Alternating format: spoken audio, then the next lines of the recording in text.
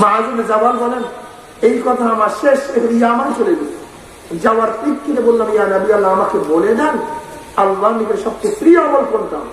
আল্লাহ নবী কি বললেন, তোমার মৃত্যু এমন অবস্থা আসুক যারা তোমার জবানের মধ্যে মাওলার জিকির জারি থাকে।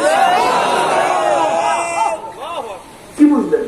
এই হাদিসের মধ্যে আসছে যে ব্যক্তি আখিরাতে যিকরুল্লাহ ওয়াজাবাত লাহুল জান্নাহ, যে জিকিরের সাথে বিদায় হয়ে যাবে তার জন্য জাহান্নাম হারাম, জান্নাত তোলাবা। সাধারণ মানুষ শুধু চরমুড়িওয়ালাদের খালি গাড়ি যান ঘৃণা করে। আমার তো দলিল আছে যার আখিরি কালেমা হবে যিকরুল্লাহ ওয়াজাবাত লাহুল জান্নাহ। চরমুড়ে হাজারো মুজাহিদ মৃত্যুর পূর্ব মুহূর্তে তাদের সবার থেকে আমরা জিকির জারি হয়ে গেছে।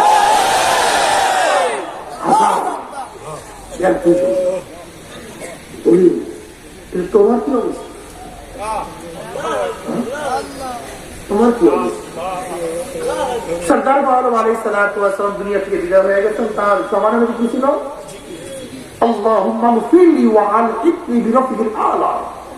আল্লাহ আমাকে মাফ করে দাও, তোমার সাথে সাক্ষাৎ করার ব্যবস্থা করে দাও। জিকির জিকির এর জন্য ইমাম বুখারী রাহমাতুল্লাহ আলাইহি তার কিতাবকে শেষ করছেন, যা শেষ হবে জিকিরের দ্বারা আল্লাহ রব্বুল আলামিন তাদের জাহান্নাম হারাম, জান্নাত ওয়াজিব করে দেবেন। তার শেষ হবে জিকিরের দ্বারা তার কিয়ামতের ময়দানে নেকের ফলে ওজন হয়ে যাবে। কালিমাতানে হাবিবাতানি ইলা রহমান খাফিফাতানি আলা লিসান। কালিমাতানে এখানে কালামানে দুইটা কালেমা। কালিমার দ্বারা উদ্দেশ্য কি? কালাম। এখানে শব্দ শব্দ লব্ধ উদ্দেশ্য না, বাক্য। কি উদ্দেশ্য ভাই? বাক্য, ঠিক না? যদিও নাহবীদের কাছে কালেমা মানে যাতে একটা ওয়ার্ড বলা হয় তাকে বলা কালেমা, কিন্তু এখানে কালেমা দ্বারা উদ্দেশ্য কালাম, বাক্য। কালিমাতানে হাবিবাতানে মাহবুবাতানে। মাহবুবাতান মানে এই কালেমা দুইটা যারা করবে তারা আল্লাহকে প্রিয় হয়ে যাবে। হাবিবাত তাআলা এটা আল্লাহর সিফাত, সুবহানাল্লাহ বিহামদিহি সুবহানাল্লাহ আযীম। এই আল্লাহর কাছে সবই প্রিয়। তার মানে কি হলো? ইন্নাকা ইলহা মাহবুবুন লিল্লাহি তাআলা। এই কালেমা দুইটা যারা পড়বে তারা আল্লাহর কাছে প্রিয় হয়ে যাবে। এর জন্যই তো যারা যাকের তারা আল্লাহর কাছে প্রিয় হয়ে যাবে। জাকেররা কার কাছে প্রিয় হয়ে যায়? আল্লাহর ওলি হয়ে যায়, আল্লাহর বন্ধু। কালিমাতানে হাবিবাতানি ইলা রহমান খাফিফাতানি আলা লিসান সাকিলাতানি ফিল মিজান। কিন্তু মিজানে খুবই ভারী ওজন। কিসের জন্য ওজন? আল্লাহর জিকির।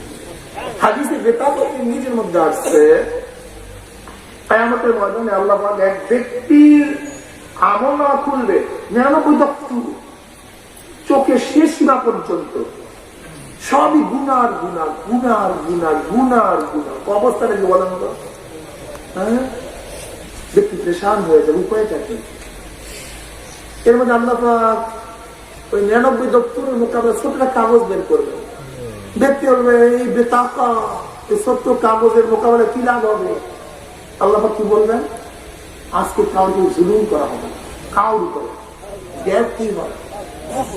এরপরে 99 দপ্তর এক পাল্লার মধ্যে রাখবে, আর ছোট্ট কাগজটা অপর পাল্লা রাখবে। রাখার সাথে সাথে ওই পাল্লা তো ভারী হয়ে যাবে, ওই 99 দপ্তরের পাল্লা উপাধি উঠিয়া যাবে। কি ছিল সেই ছোট্ট কাগজের মধ্যে?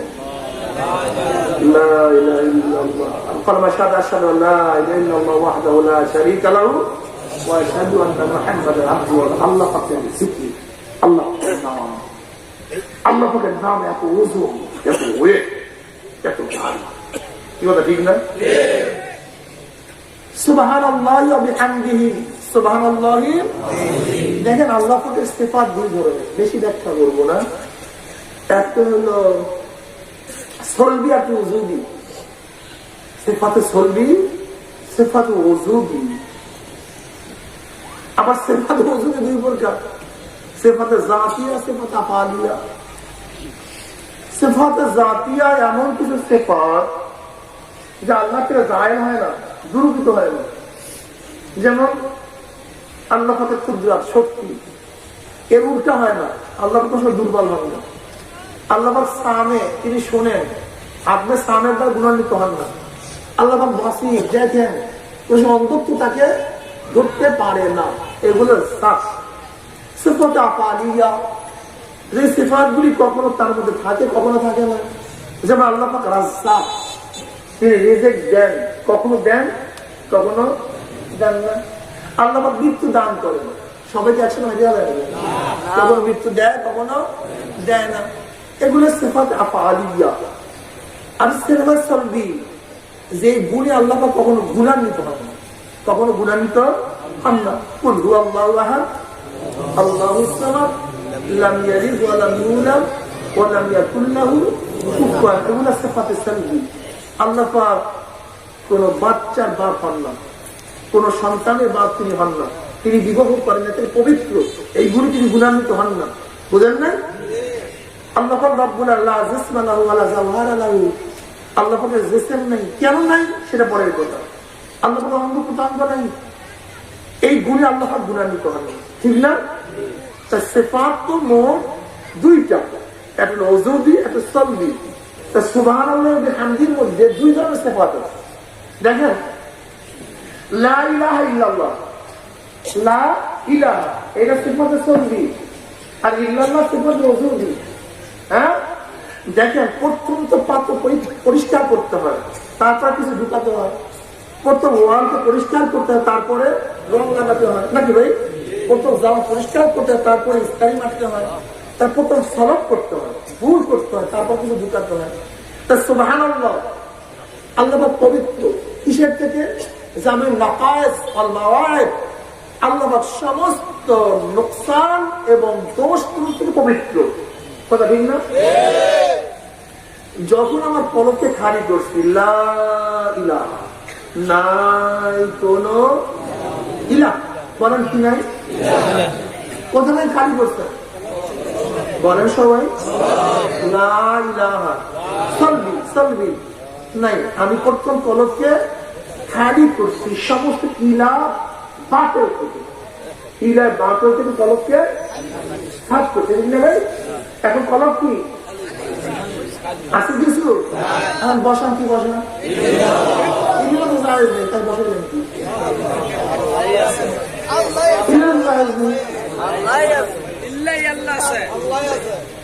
দেখেন বাহির অবস্থা, ইল্লাল্লাহ কি নেই, তাই বসাইলেন কি? লা ইলাহা দ্বারা তো সলব দূর, বসাবো কি? ইল্লাল্লাহ জায়েজ নেই, আমি বসাবো কি? তোমার মাথা বসাবো।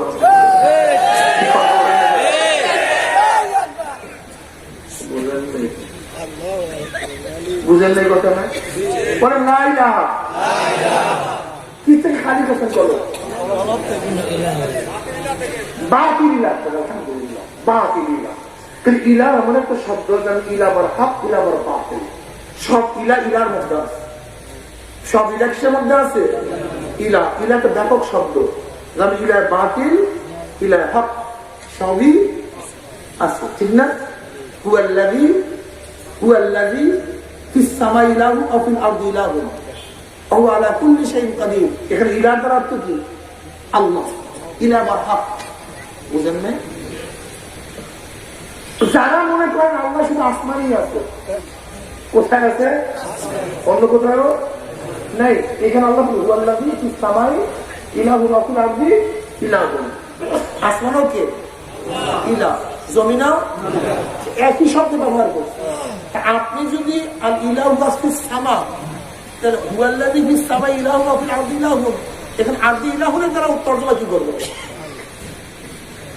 বলতে পারেন হুজুর ওখানে জাত, এখানে এলেন, এই ব্যাখ্যা তোমাকে কি বলছে? কে বলছে তোমাকে এই ব্যাখ্যা? কে দিচ্ছে এই ব্যাখ্যা? আমরা বলছে আমি আসমানে যে জাত হিসেবে আর দুনিয়াতে আসছি এলেন হিসেবে। আজকে দেখুন হুয়াল্লাযী ফিস সামাই ইলাহু ওয়া ফিল আরদি ইলাহ, আসমানে ইলাহ, জমিনেও একই আল্লাহ। দেখেন আসলে মাসালা সাবেক মহাদেশে গেছি কি একটা মাসালা সাবেক, যারা মনে করেন আল্লাহ শুধু আরশের মধ্যে আছে। আর রহমান আলাল আরশি ইস্তাওয়া, এই মাসালা সাবিত করলেন। বলেন তো আরশ কি খালিক না মাখলুক? আরশ কি স্রষ্টা না সৃষ্টি? না স্রষ্টা? স্রষ্টা কে? আসমান বানাইছে কে? এটা সৃষ্টি না?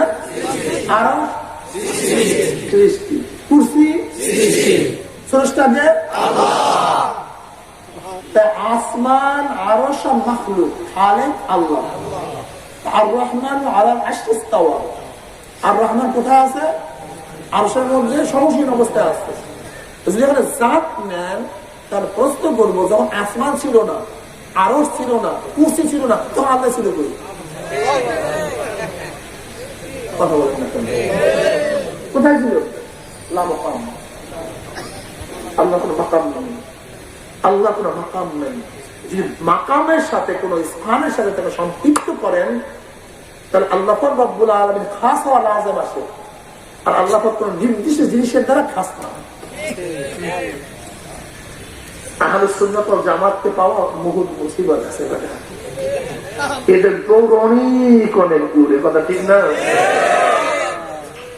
সুবহানাল্লাহ চলবি, আলহামদুলিল্লাহ জলদি, অর্থাৎ এক কথা লা ইলাহা ইল্লাল্লাহর মধ্যে যাহা কিছু আছে, সুবহানাল্লাহ হামদির মধ্যে একই জিনিস আছে। এর জন্য লা ইলাহা ইল্লাল্লাহর গুরুত্ব সবচেয়ে বেশি, এর সুবহানাল্লাহ বিহামদিহি এর জন্য এই কলেমার গুরুত্ব এত বেশি। আমি কথাটা বুঝাতে পারছি? আলহামদুলিল্লাহ, ভালোই তো, আল্লাহ শুকর। ইল্লাল্লাহ যদি নাজায়েজ মনে করি, তাহলে কলেমার মধ্যে ইল্লাল্লাহ বসানো যাবে না। এর জন্য ইমাম শাফিঈ রাহমাতুল্লাহ আলাইহি বলেন, লা ইলাহা ইল্লাল্লাহ, লা ইলাহা মাকসাদ না, মূল মাকসাদুল ইল্লাল্লাহ। লা ইলাহা উদ্দেশ্য না, মূল উদ্দেশ্য কি? ইল্লাল্লাহ। এর জন্য আমি উদ্দেশ্যকে নিয়ে আসছি। এই উদ্দেশ্যকে কখন নিয়ে আসে? উদ্দেশ্য কখন নিয়ে আসে? যখন প্রেমাস পর আশেক তার মাসুকে খেয়ালকে চাপায়, তখন বাকি সমস্ত আওয়াজকে দূর করিয়া দেয়। যেমন ধরে নেন, কোন এক কবি গায়ক, সে গাইতেছে শুধু তুমি, শুধু তুমি, শুধু তুমি, শুধু। আচ্ছা, এখানে অর্থ আছে বলেন তো? কি কথা বলেন না কেন? কি কথা বলেন না? শুধু তুমি, শুধু তুমি, এখন অর্থ আছে? অর্থ নেই।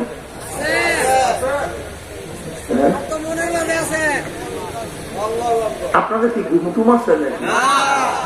একজন গায়ক বলছে শুধু তুমি, শুধু তুমি, এখন অর্থ আছে? কি অর্থ বলো তো? হ্যাঁ, যাকে, অর্থাৎ যার খেয়াল তার অন্তরের মধ্যে, তাকে রাখিয়ে শুধু বলতেছে শুধু। দেখেন, বাংলা তো বুঝি, কিন্তু আরবিটুকু বুঝতে পারি। যে দুনিয়ার একজন গায়ক, একজন হাসেক, তার ক্রমাশ পদে খেয়াল করিয়া শুধু শুধু শুধু তুমি, শুধু তুমি, শুধু তুমি বললে তার মোহাব্বতের মধ্যে গোলবা চলে আসে, জিয়াদি চলে আসে, বৃদ্ধি ঘটে। তাহলে একজন আল্লাহর আশেক কেন পরবর্তী খেয়াল করতে হবে না? শুধু তুমি, শুধু তুমি, ইল্লাল্লাহ, ইল্লাল্লাহ, ইল্লাল্লাহ, শুধু তুমি, শুধু তুমি, শুধু তুমি।